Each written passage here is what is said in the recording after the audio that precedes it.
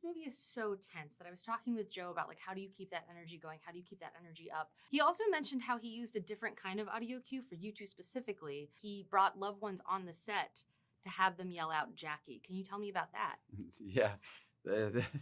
That's true. It's supposed to be a bit of a magical moment without spoiling, anything. I remember in an acting textbook talking about like sense memory, and one of the interesting things that it said was we often associate feelings with our memories, but they're not placed sort of front and center.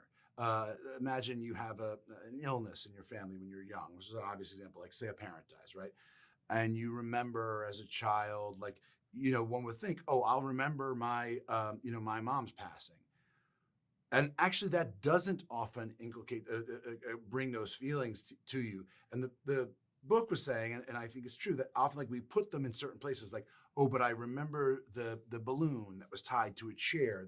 And then all of a sudden, trigger objects. You'll have that feeling, which is why, it's a tricky thing to try to guess at what someone else might.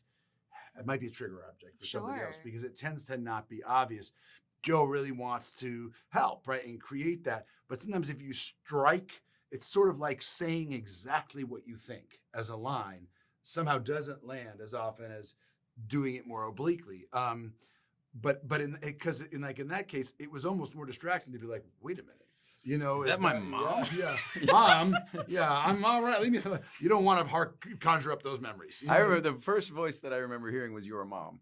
Yeah. That's a voice that like would wake us up. Yeah. Like if I was that was like, am I in trouble? Yeah, literally. Like what happened? What did I do?